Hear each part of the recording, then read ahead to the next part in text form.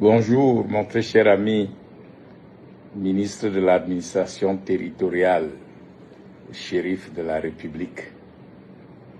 Je ne comprends pas que les gens n'aient pas décodé le message que vous venez d'envoyer à tous les Camerounais, mettant en garde tous ceux qui trouveront le processus électoral.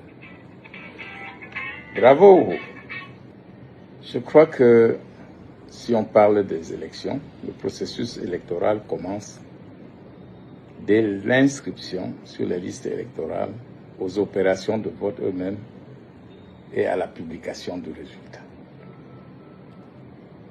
Avant même que les élections n'arrivent, vous avez déjà des personnes que vous devez faire arrêter. Et les CAM troublent le processus électoral en refusant carrément de publier la liste nationale des inscrits. Et notre ami du Conseil constitutionnel dit qu'il ne peut pas dire le droit. Il se déclare incompétent et désigne quelqu'un de compétent qui à son tour se déclare incompétent. Étant donné qu'il y a ce problème qui préoccupe le peuple et que ceux qui devaient le résoudre se déclarent tous incompétents, cela veut dire tout simplement qu'on demande au peuple de se débrouiller pour se faire justice. Alors, vous ne perdez rien à attendre. Le peuple se fera justice, va se faire justice. En ce qui concerne ces élections, toutes vos manœuvres tendent à faire croire que vous avez tellement peur d'un candidat que tout se concentre sur lui. Y a-t-il une meilleure preuve pour montrer que ce candidat est déjà élu? Tant en regardant vos manigances qu'en regardant l'engouement du peuple qui souhaite le voir venir pour nettoyer toute la merde que vous avez sémée dans notre pays. Oui, monsieur Atangadi, je crois que personne ne vous a dit que vous n'effrayez personne. Vous êtes comme un chien sans dents qui aboie. Vous dites que vous allez mettre les gens en prison. Ça fait quoi si on va en prison? Moi, personnellement, j'étais mieux en prison. On ne me demandait pas l'argent de ration. Je suis prêt à y retourner. Mais sachez que, contrairement aux années passées, ce n'est pas quelques-uns qui se plaignent. C'est tout le Cameroun qui se plaint.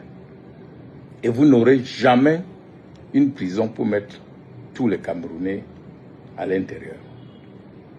Je voudrais tout simplement vous rappeler que mieux vaut prévenir que guérir. Ne tentez pas de barrer la voie à la candidature de Maurice Kamto.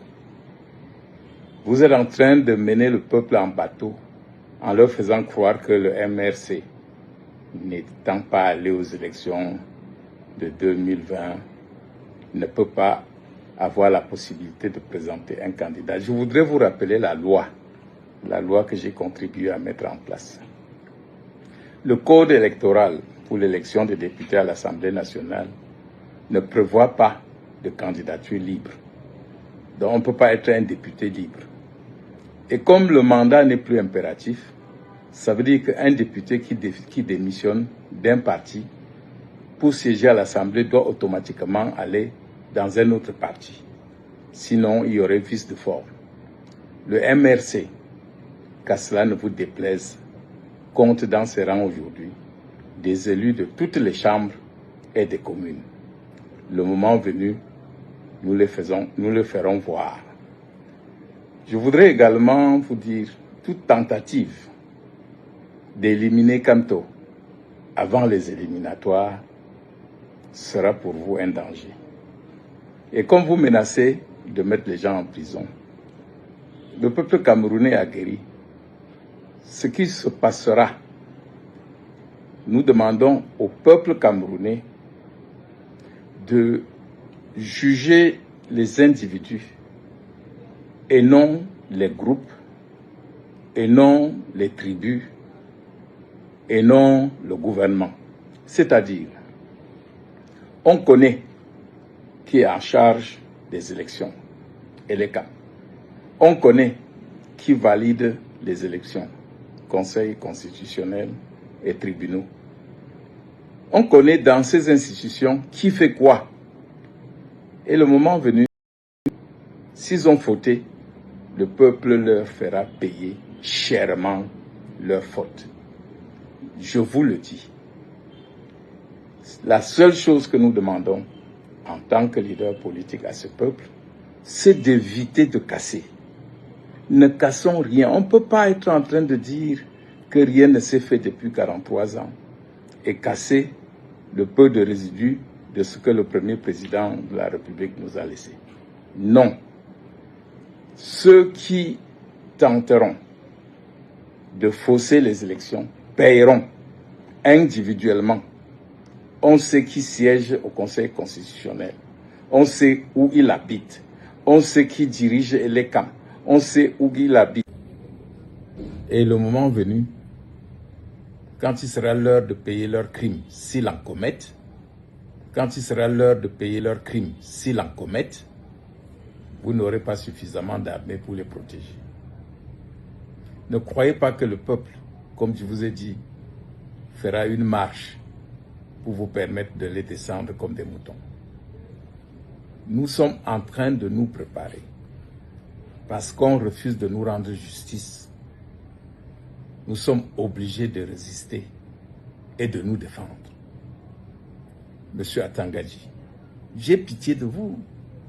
Comment pouvez-vous laisser qu'on vous utilise, qu'on vous infantilise?